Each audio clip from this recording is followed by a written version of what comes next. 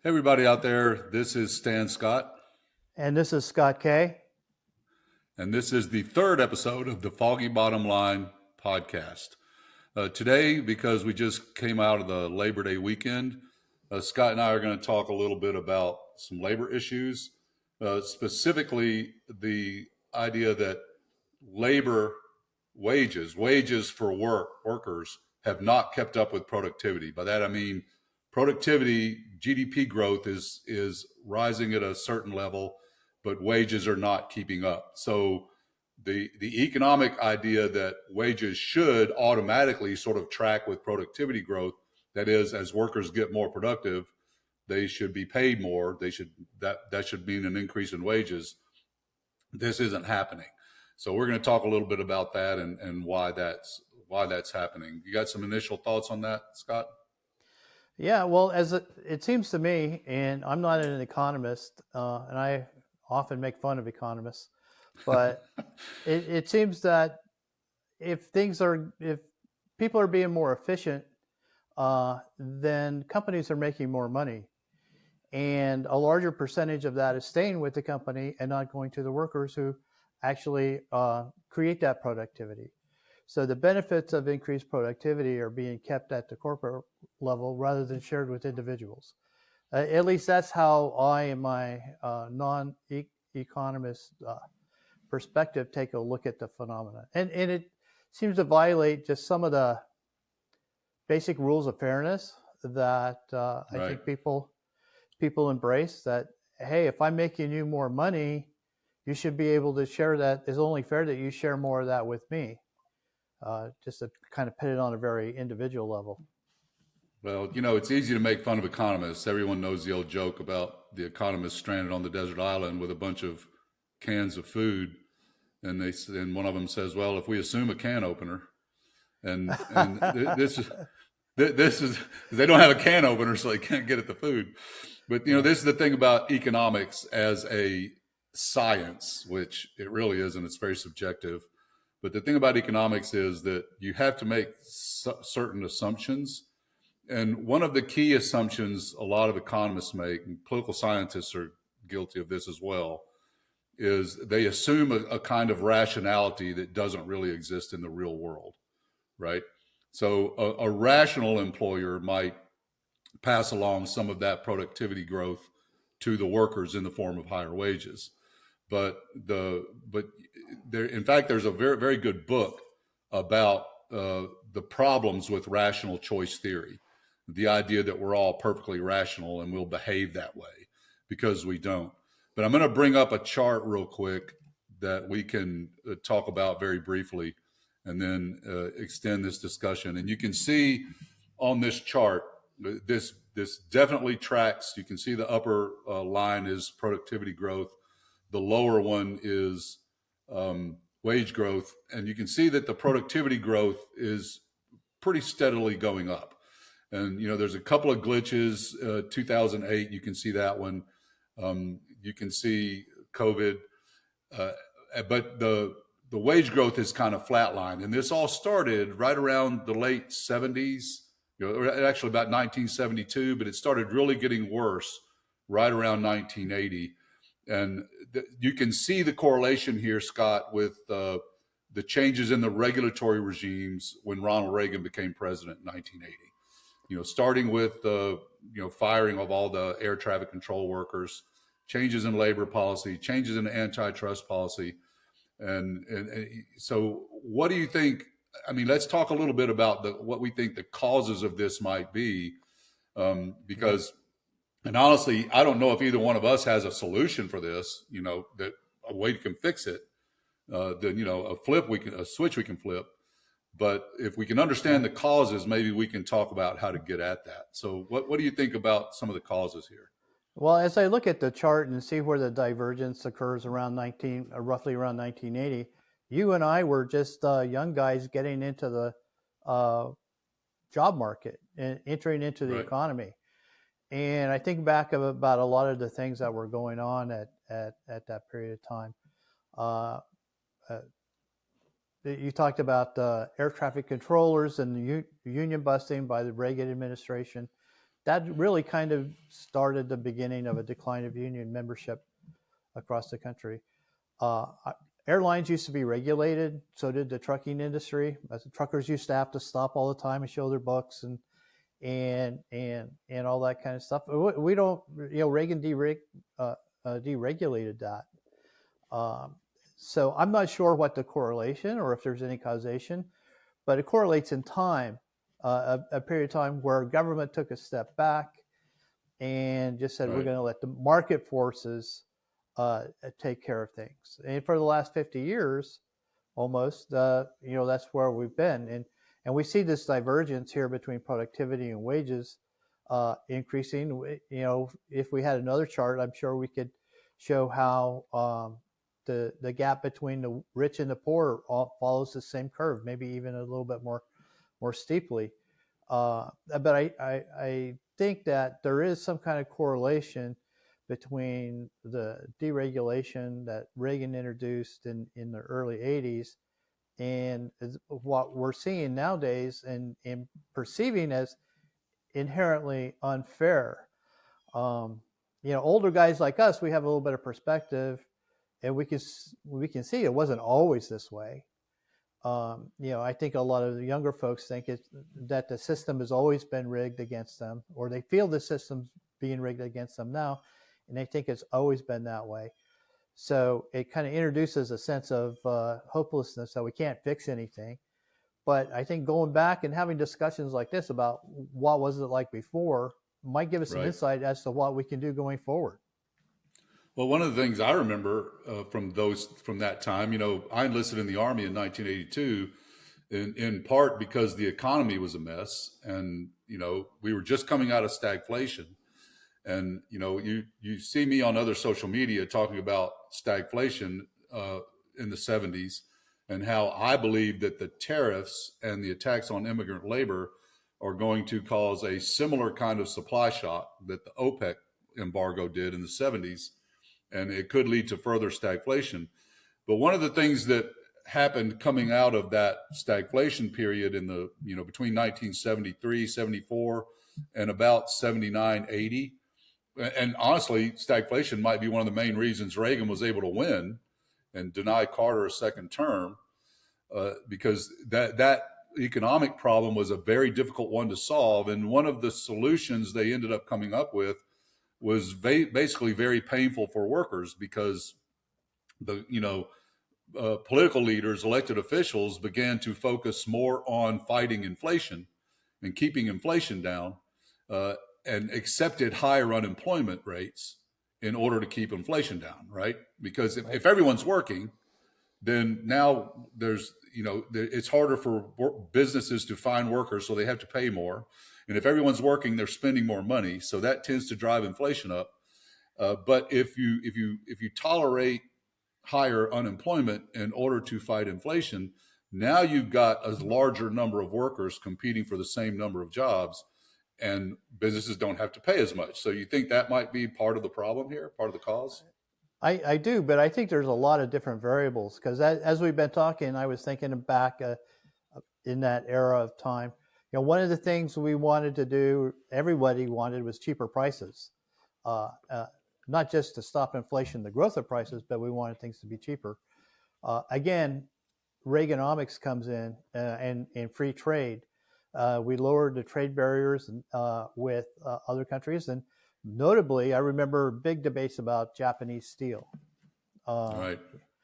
We could get Japanese steel much, much cheaper than it could be produced in the United States. And the prices of Japanese steel had been artificially high because of tariffs. Reagan did away with those tariffs, and now we had a influx of cheap Japanese and other foreign steel. And the end result was that not just did we make less steel, but we started our industries died, and Right. our workers lost their jobs, and these were all union jobs. These were all living wage jobs. We didn't have a Rust Belt in 1980. The Rust Belt began in the 1980s. Yeah, right.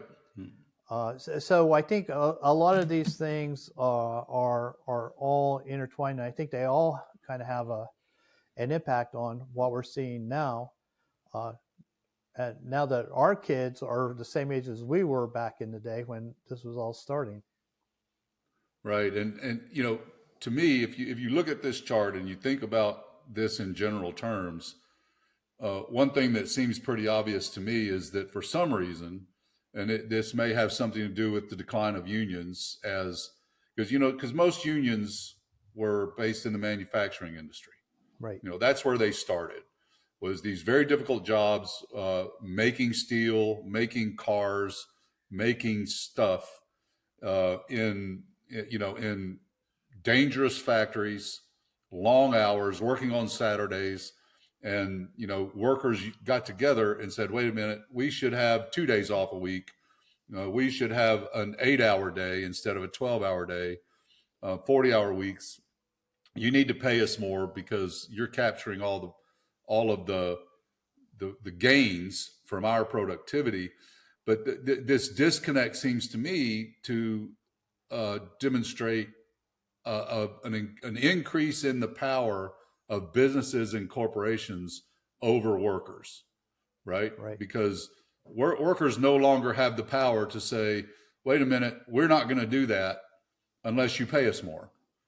And so businesses are able to, keep the profits rising and rising and rising and take advantage of that increased productivity growth. So that seems to me to be a factor. But part of this is technology as well, right? Because if technology, things like computers and better welding tools, better tools in general of all kinds, robotics, robotics. Now in a car factory with the robotics, you don't need 200 people sitting there screwing the screw in the side of a car. You just need someone to make sure the robot works correctly.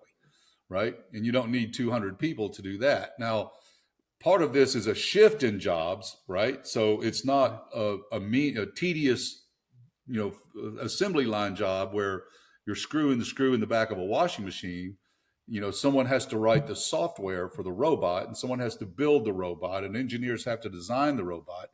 But it as a general matter, this means fewer people. The jobs may be more highly technically skilled, but there's fewer of them. And so, and it's these tedious jobs. It's the stuff that's still tedious. The janitors, right? And they're working on robots to fix that too now, to take over that job. So, what happens when there's a robot that can clean the office building, and you don't need those folks anymore either? So, this strikes me as a big factor here. Yeah, there's a lot of things going on that have increased productivity and changed the jobs that we were familiar with, growing up. And there's new jobs now that never existed. And there's going to be jobs next year that we haven't even envisioned yet. Right. And we're going to lose more of the jobs that we're familiar with. And that's part of just growth and development and evolution of our economy.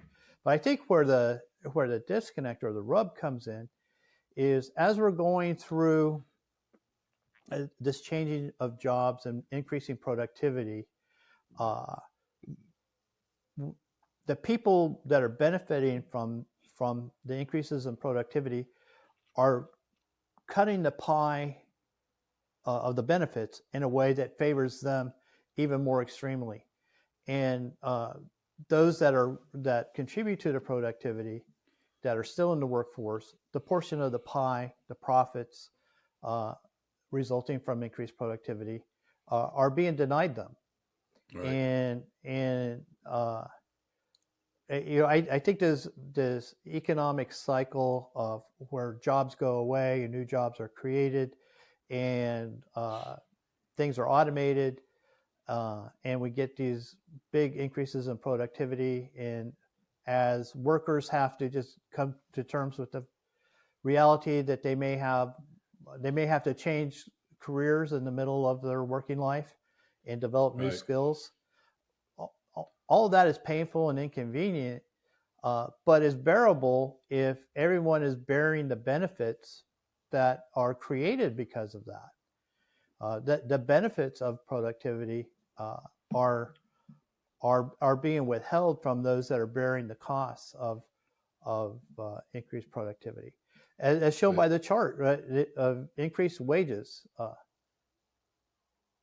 Yeah, well, when uh, the we could talk we could talk about some esoteric stuff here. We could get pretty deep in some economics weeds, things like rent seeking and stuff like that. But at the end of the day, you have corporate profits increasing dramatically year over year, right? And a lot of that's because of worker productivity. Whether the tool is a computer or a calculator instead of a slide rule, or it's a car instead of a buggy with a buggy whip, because no one's making buggy whips or slide rules anymore, right? So what you're saying is true, but we don't have the education system we need to retrain these workers, right? They simply Right. get left behind. We don't have a social support system you need to take care of someone who's worked a 40-year life, and now the slide rule factory just closed, but this guy's 60 years old, right? Right. And maybe it's not too late to retrain the person, but it can be difficult to create those sort of training programs and then get people in them. There's a bunch of there's a lot of potential solutions here. I'm not sure what to offer up in any specific way. Obviously, some kind of regulation of capitalism, like higher minimum wage laws, would certainly Right. make sense, because in some sense this sort of forces the corporations and businesses to share the increased productivity with the worker, right? And one of the reasons we have this disconnect between wages and productivity is that minimum wage laws have not changed. They've been stagnant for a long time. Mm-hmm. There's fewer increases, and when we do have an increase, it's not as big. One of the statistics in this article that came along with that chart is that if wages had kept up with productivity since 1972, the minimum wage would be $25 to $26 an hour right now. Right. Right. And, someone might say, well, wait a minute, that means my burger at McDonald's would be $12. Well, it's close to that now, but the guy's still making $8 an hour flipping them. Right. Okay. And by the way, in other countries where they do have more of a living wage standard for their minimum wages, the McDonald's worker in Denmark makes the equivalent of about $25 an hour, but the burger still costs $4.50, right? Right. Right. And this is because the corporation doesn't capture as much of that productivity benefit. Right.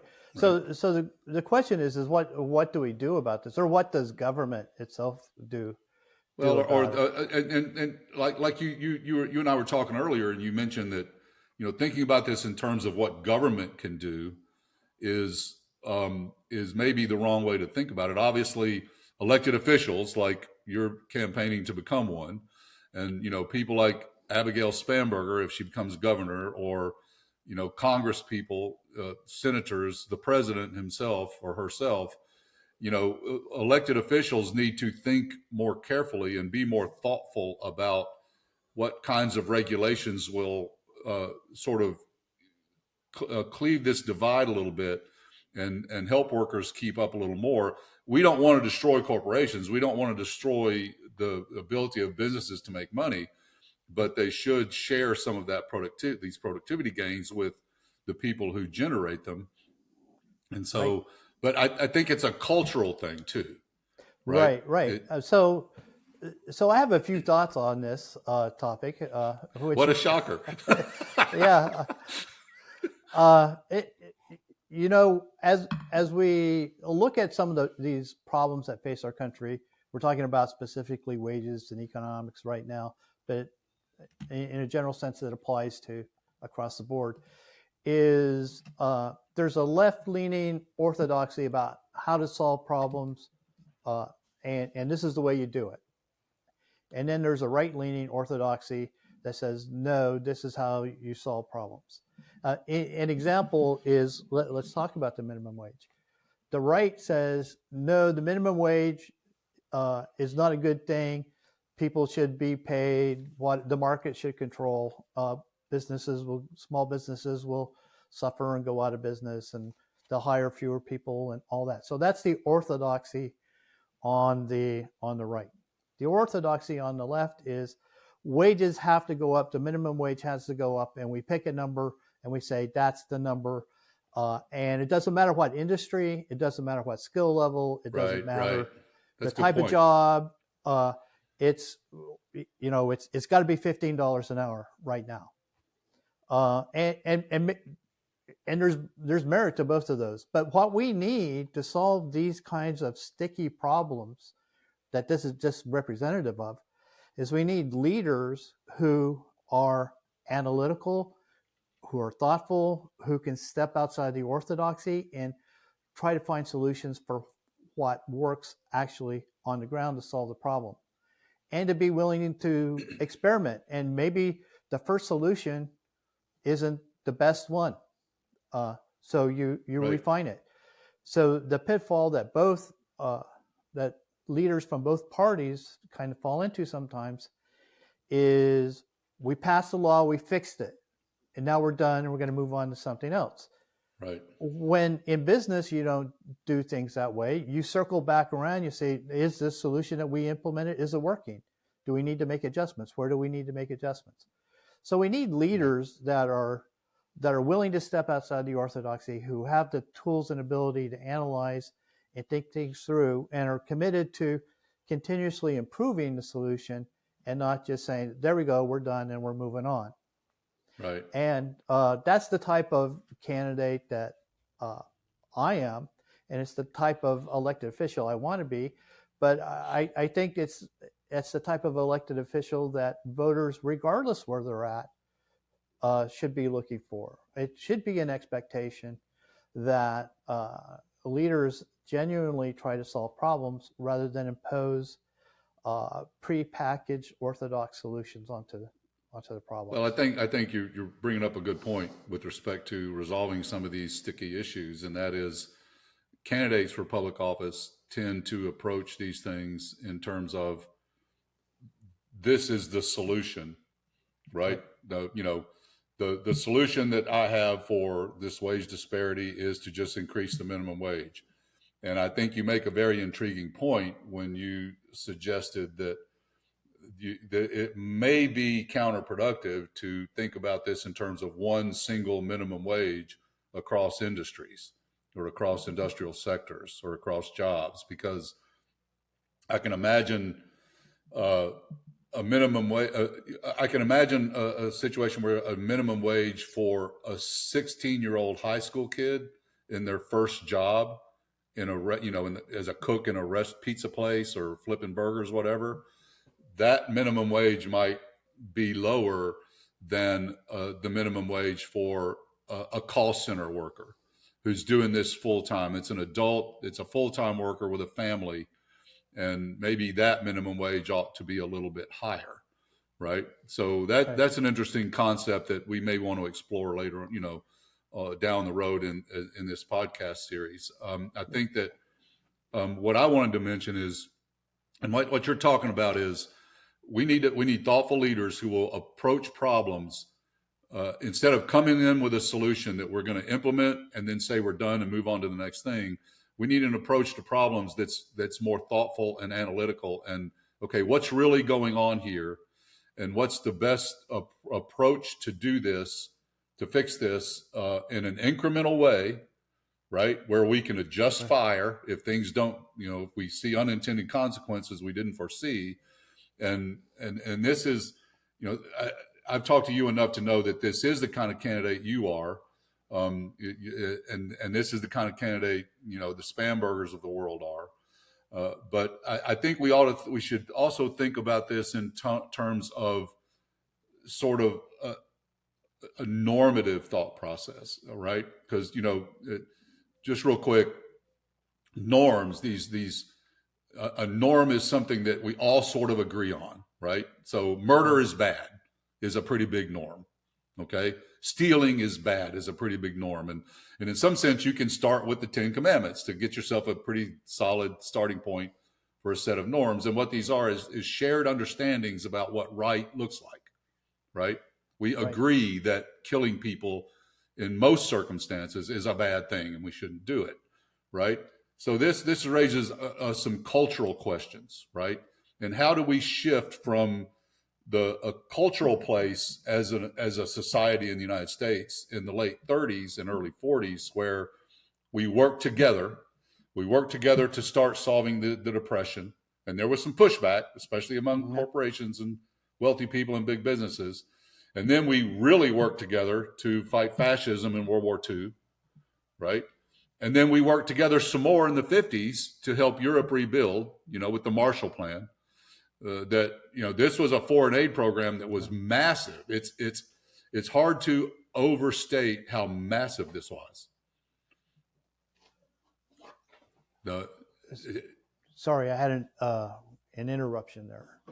No worries. I can cut that part out. So the Marshall Plan, it's hard to overstate how massive this foreign aid program was. But it's also hard to overstate how much this helped the United States. It brought back these markets for our goods.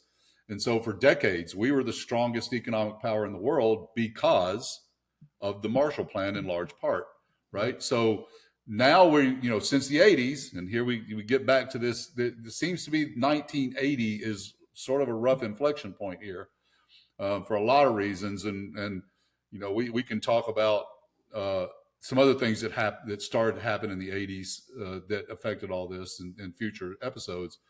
But from an economic standpoint, this was an inflection point between we're working together to build a society that supports everyone, that gives everyone a minimal quality of life, to an individualistic concept of, if you're not working hard, if you're not getting it yourself, that's too bad. Greed is good, right? As Gordon Right. Gekko said, right? So how do you think what do you think we can do to sort of try to move back to that more shared understanding that we should be working together and not fighting each other, that there is we can make the pie bigger and everyone gets a bigger share, instead of, Right. there's only this big a pie, and if I get more, then you get less. Right. So I think there's a couple of things here. I think the very first thing is the hubris, the of someone thinking that they made themselves successful is a core problem. We all stand on the shoulders of those who came before us. We Right. all Well succeed put. because of the work of others. You and I are veterans. We defended our rights as Americans, and we defended our country. Every American, whether they served or not, gets the benefit of that. Right. They get the benefit of a peaceful country that allows them the opportunities to do what they do best. Right. Okay, so they're benefiting from something that has nothing to do with them or their own ability. And it's Right. like we drive down roads. If you start a trucking company that's very successful, you can't claim all that success to be individual without acknowledging that, hey, the society provided you those roads to be Right. able to drive your trucks on. That's a Okay? great example, I think. Yeah. And so we need to discredit this notion that that people can succeed on their own. Okay, because that's a myth. The other thing is, and you brought it up very well with the Marshall Plan. I think it's a really good example of a positive sum environment, of an environment where everyone can benefit, everyone can do better if we do certain things to help each other. Right. As opposed to the zero sum, that the pie is only this big and we're going to cut it up into pieces. And if your piece is bigger, that means my piece is smaller. Well, Right. when we do things that way, we miss the opportunity to make the pie bigger, which is what a positive sum or what the Marshall Plan did, is it made the size of the pie bigger. So Right. Right. you might have the same percentage of the pie, but it's on the net, it's bigger, it's larger. And Right. and we've lost track of the fact that we should be growing the pie rather than cutting it up differently. Right. Right. I agree with that. And this all sort of will lead in future episodes into a larger discussion, associated with the Marshall Plan and our post World War II construction of this global sort of system that was designed to expand democracy and expand capitalism globally, right? And how we've recently made some moves to dismantle that, which to me, it's in my mind, is to our detriment. But to circle back a little bit, we're right at 30 minutes now. So to circle back a little bit and sum this up, I think that we have a problem here. We have a problem with respect to workers not being rewarded for the productivity gains they're making. And part of that's people working harder. Part of that's better education and smarter people. Part of that is technology. And I can just do more now because I have a computer instead of a typewriter, right? I can write more. I can capture more. I've got better tools to capture video and photographs, right? Than I had 25, 30 years ago, right? So, but workers are not capturing the benefit of that increase in productivity. This is causing a wealth disparity. It's causing a big wealth disparity between the super wealthy and the super poor. And this is an economic problem that will hurt everyone, even the super wealthy eventually, right? So the problem is that solutions to this are difficult. These are sticky problems, right? And finding solutions are difficult. One of the things I've always said, because you talked a minute ago about, liberals have one approach and conservatives have another approach. And one of the things on a lot of issues, most people would call me very, very, very liberal. I'm not a communist, but I'm very liberal on social issues, on a lot of economic issues and things like that. But I'm very conservative in one's very real sense. And this is what conservatism really means to me personally, and that is change is coming, right? The world is going to change, okay? What we have to do, what a conservative should be trying to do is manage that change, right? And, all of these social issues surrounding economics and sexuality and civil rights and all of this, we have to manage that change, which means incremental change, incremental solutions to problems where we try something, we test it. If it works, we do more of that. If it didn't work, we change and try to do something else. Right. So some final thoughts on that? No, I think you're spot on there, Stan. It's again, harkening back to our military experience. It's kind of like we see politicians and decision makers fire for effect on every solution that they come up with. And instead of bracketing and making sure that they're aiming where they want, they just start with fire for effect, not realizing that that's really the third or fourth step in the process.